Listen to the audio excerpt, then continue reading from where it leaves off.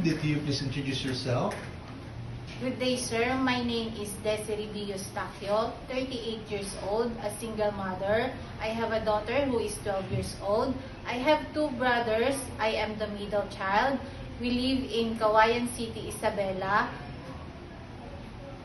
I am a college level, took up Bachelor of Science in Nursing. Okay. Can you tell me your work experience?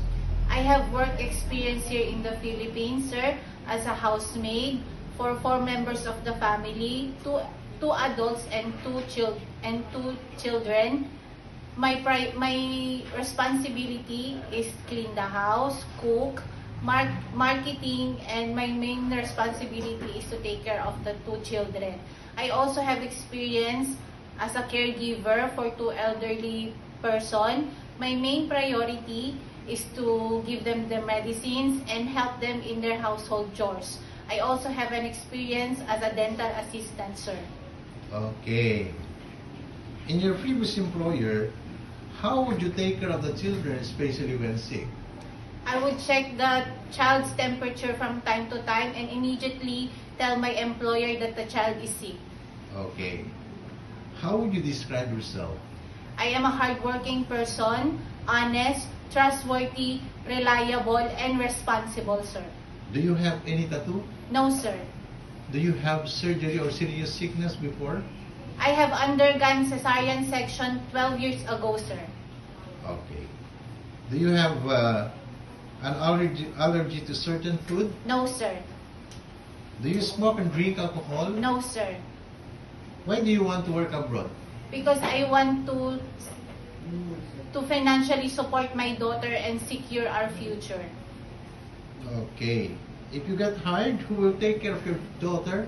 My relatives, sir, but most especially my aunt, sir. If you're homesick, what would you do? I would just focus on my work and remind myself my purpose of doing this job, sir. What time do you usually sleep and wake up when you were working? I usually sleep at 10 p.m. and wake up at 5 a.m., sir.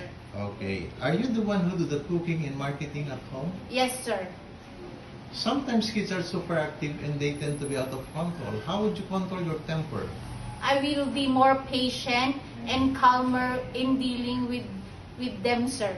Do you accept no day off but to be paid instead by your employer? Yes, sir. When you visit the parents, relatives, and friends of your employer, will you help and do the housework there? Yes, sir. Can you promise not to lend money in Hong Kong? Yes, sir. Are you scared of dogs and cats? No, sir. Are you willing to share a room with kids? Yes, sir, if necessary and if the employer permits. Okay. Do you promise not to use cell phone during working hours? Yes, sir. Do you promise to finish your contract? Yes, sir. Can you cook Chinese food? No, sir, but I am willing to learn. Can you sing a nursery song? Yes, sir. Itsy bitsy spider went up the water spout. Down came the rain and washed the spider out. Up came the sunshine, dried them all the rain, and the itsy bitsy spider was happy again. Okay. What is your message to your future employer? Dear Sir, Ma'am, please select me as your helper. I am hardworking, trustworthy, honest, reliable, and responsible. I promise to serve your family with all my best. Thank you.